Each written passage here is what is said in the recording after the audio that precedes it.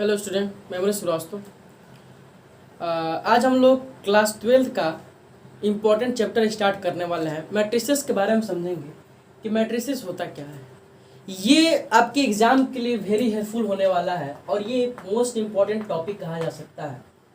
देखिए, मैट्रिसेस जो है, मैट्रिसेस के ए रेक्टेंगुलर एरीज ऑफ नंबर्स, और नंबर कैसा हो, रियल नंबर या कॉम्प्लेक्स नंबर, मतलब कि वास्तविक संख्या और समृद्ध संख्या, रियल और कॉम्प्लेक्स नंबर इन यम, जो उसमें यम होता है वो क्या होता है, यम रोज होता है, एंड यन क्या होता है, column, is called n m by m इसको बोल सकते हैं, या बोल सकते हैं कि यम क्रॉस यन का मैट्रिसेस है।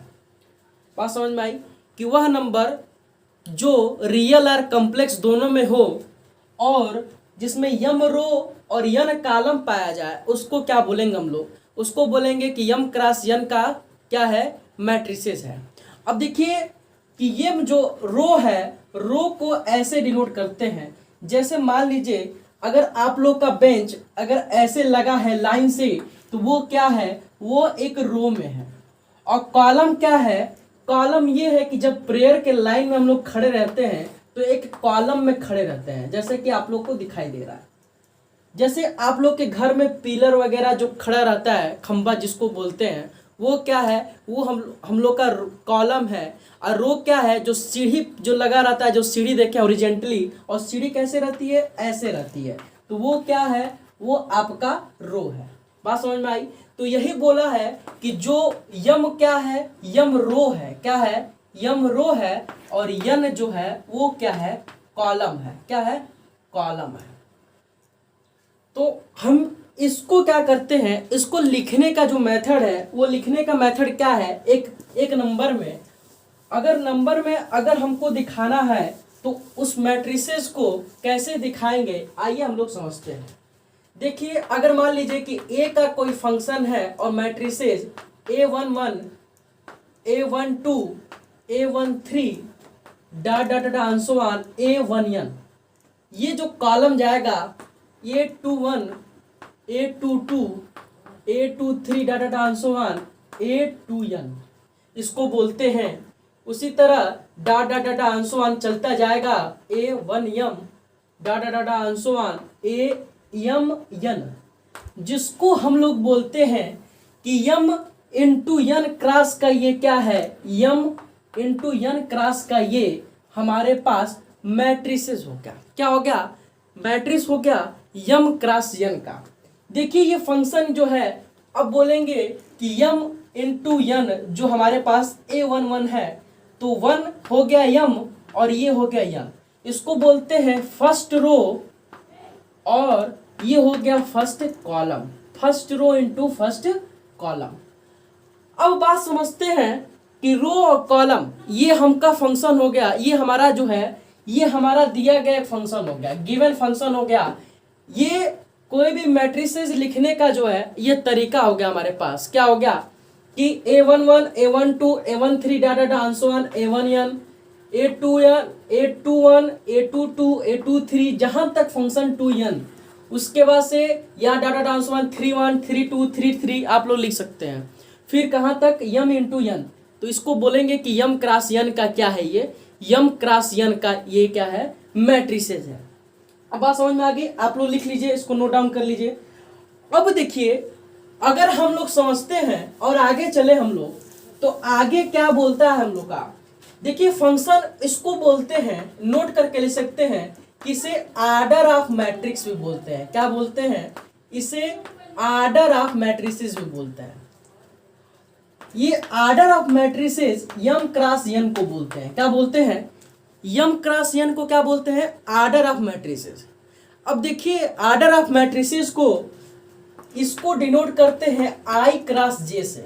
किसे डिनोट करते हैं, आई क्रॉस जे से। इसको लिखते हैं हम लोग, देखिए आई क्रॉस जे, आई का मीन्स हो गया यम और ये जे का मीन्स हो गया यन, मतलब कि वेयर आई इज अ रो और जे इज अ क्या हो गया, कॉलम। क्या हो गया, कॉलम। तो जो हमारे पास आई आई क्या काम करेगा, आई यम का काम करेगा और जे किसका काम करेगा, यन का काम करेगा। तो इसको डिनोट कैसे करते हैं, इसको स्टैंडर्ड यूनिट में डिनोट करते हैं आई इंटू जे। तो आई हो गया रो और जे हो गया क्या हमारे पास कॉलम, क्या हो गया column. This written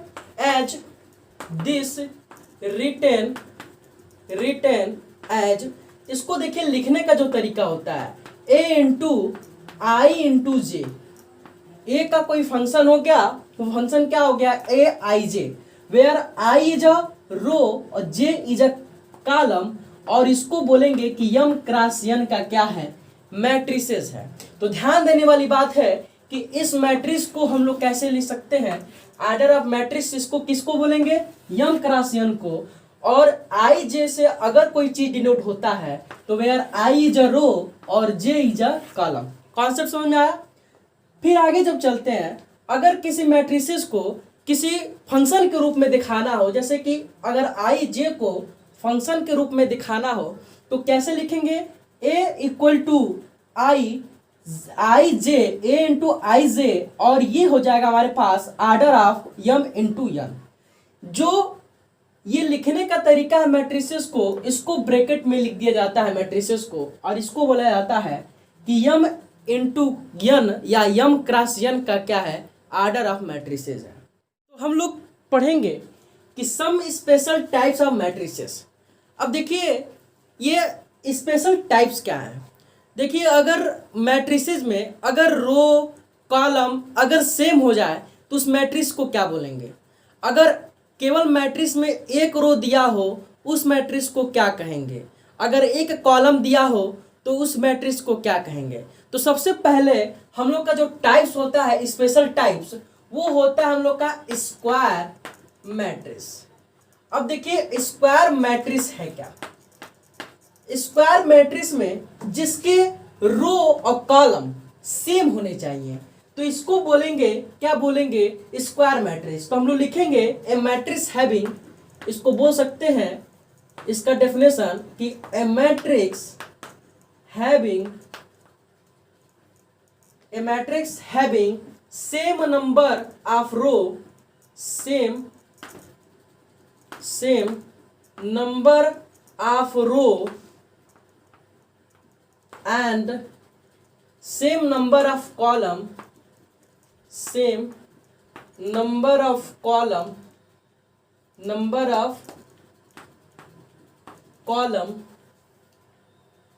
same number of column, देख लीजिए column spelling, is called same number of rows and same number of column is called square matrix.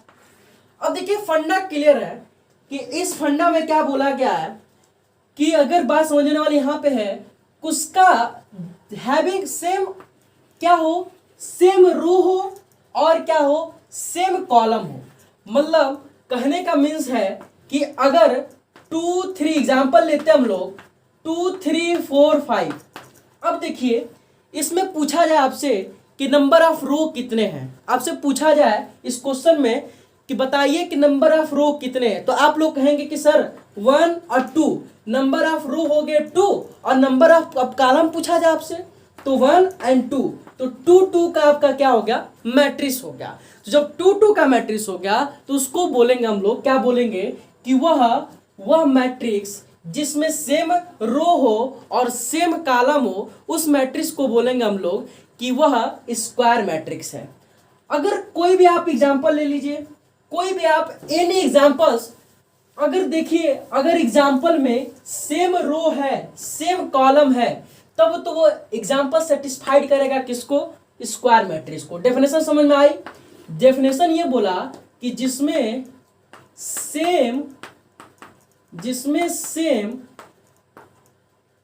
क्या हो, जिसमें हमारे पास नंबर ऑफ कॉलम और नंबर ऑफ रो अगर इक्वल हो जाते हैं तो उसको बोलते हैं हम लोग स्क्वायर मैट्रिक्स। इसमें देखिए नंबर ऑफ रो कितने हैं पहले देखा जाए 1 2 3, नंबर ऑफ रो कितने हो गए 3 हो गए।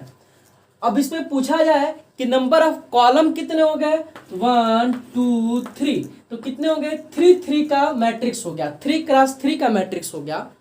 तो वो क्या हो गया, वो दोनों इक्वल, जैसे मान लीजिए कि यम क्या हो गया आपके पास, रो, क्या हो गया, यम हो गया रो, और इक्वल टू यन, यन क्या हो गया, कॉलम हो गया, क्या हो गया, कॉलम हो गया।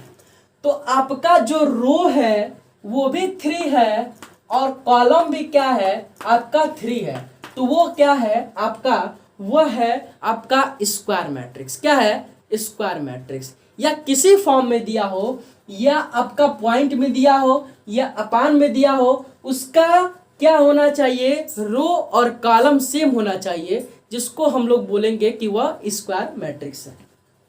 अब आगे चलते हम लोग, सेकेंड नंबर जो मैट्रिक्स हम लोग पढ़ेंगे, सेकेंड नंबर है डायगोनल मैट्रिक्स। क्या है, सेकेंड नंबर है हम लोग का diagonal matrix, diagonal, diagonal matrix.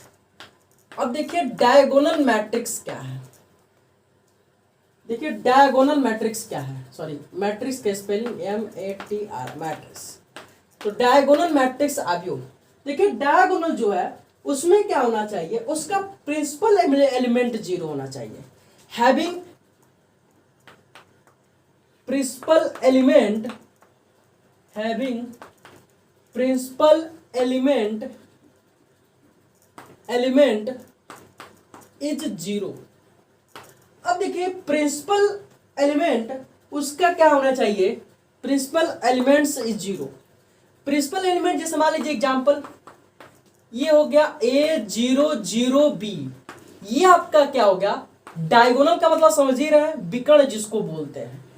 जिस डायगोनल में प्रिंसिपल एलिमेंट अगर 0 हो जाता है उसको कहते हैं हम लोग, क्या बोलते हैं, डायगोनल मैट्रिक्स। क्या बोलते हैं, डायगोनल मैट्रिक्स। बात समझ में आई कि उस एलिमेंट में, मतलब कि उस मैट्रिक्स में जिसमें प्रिंसिपल डायगोनल 0 हो जाए तो उसको क्या बोलेंगे हम लोग, उसको बोलेंगे हम लोग कि यह मैट्रिक्स कौन सा मैट्रिक्स है, डायगोनल मैट्रिक्स।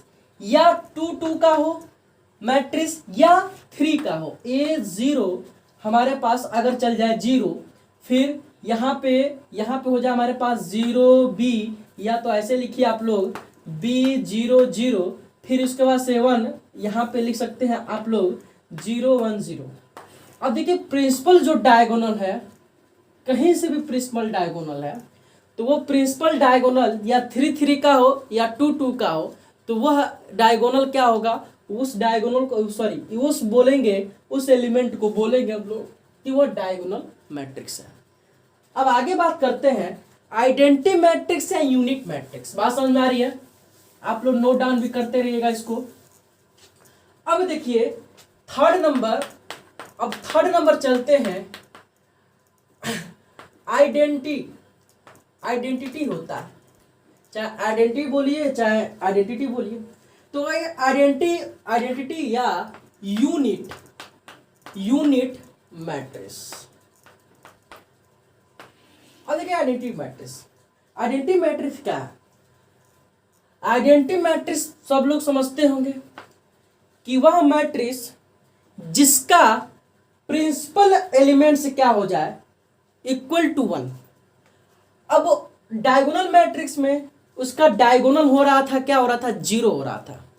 अब इसका डायगोनल या तो बोला जाए डायगोनल एलिमेंट्स इसको बोल सकते हैं, या इसको बोल सकते हैं कि प्रिंसिपल डायगोनल एलिमेंट्स, इसको बोल सकते हैं प्रिंसिपल डायगोनल एलिमेंट्स। मेरे साथ लिखते चलिए आप लोग, प्रिंसिपल डायगोनल एलिमेंट्स क्या होता है, इक्वल टू 1, इक्वल टू 1। अब देखिए इसमें आइडेंटिटी मैट्रिक्स में तत्समक आव्यूह बोलते हैं इसको हिंदी में, या तो इसको बोलेंगे यूनिट मैट्रिक्स। तो इसका डायगोनल ये 1 0 0 1, ये देखिए इसका जो प्रिंसिपल डायगोनल है वो क्या हुआ, वो आपका 1 1 हमेशा होना चाहिए, या वो 2 2 का एलिमेंट हो या 3 3 का हो, हमेशा इसका प्रिंसिपल डायगोनल क्या होना चाहिए, उसका प्रिंसिपल डायगोनल 1 होना चाहिए। और डायगोनल मैट्रिक्स में क्या पढ़े हम लोग, डायगोनल मैट्रिक्स में पढ़े हैं कि उसका प्रिंसिपल एलिमेंट क्या होना चाहिए, 0 होना चाहिए। आगे हम लोग स्पेशल केस में चलते हैं। आगे हमारा स्पेशल केस है 4th number, row matrix. Row matrix, अब रो मैट्रिक्स में क्या होता है कि रो मैट्रिक्स में मैट्रिक्स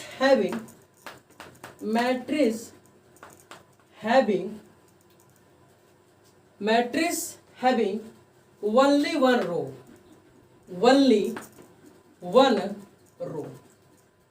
अब देखिए कि जो रो मैट्रिक्स होता है उसमें केवल आपके पास केवल एक रो होना चाहिए। जैसे कि एग्जांपल हम लोग देखते हैं, एग्जांपल है 1 2 3।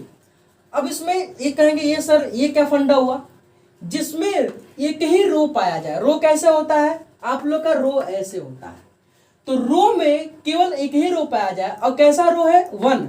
और कितना आपसे पूछा जाए कि इसमें नंबर ऑफ रो कितने हैं, बता देंगे सिंपल फंडा, कि सिंपल फंडा यही है कि सर इसमें रो 1 है।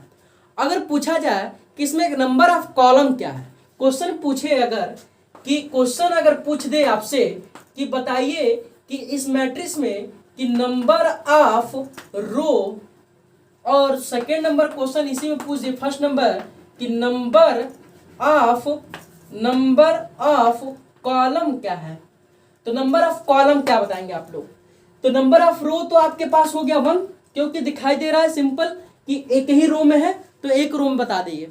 नंबर ऑफ कॉलम क्या कहेंगे कि नंबर ऑफ कॉलम देखेंगे आप लोग, तो देखिए एक कॉलम ये हो गया। अगर एक ही बच्चा बैठा है, यहाँ पे एक बच्चा बैठा, यहाँ पे एक बच्चा बैठा, यहाँ पे एक बच्चा बैठा, तो उसके पीछे भी सारे बच्चे बैठेंगे ही बैठेंगे। तो वो सारे बच्चे जो पीछे जो बच्चे बैठेंगे, तो जैसे मान लीजिए कि 1 2 3 बच्चे यहाँ पे एक बेंच पे बैठ गए, एक बेंच पे 3 बच्चे बैठ गए, और उस बच्चे के पीछे बैठने वाली संख्या क्या होगी, तो वो भी पूरे कॉलम में गिनी जाएगी। कैसे गिनी जाएगी, कॉलम में।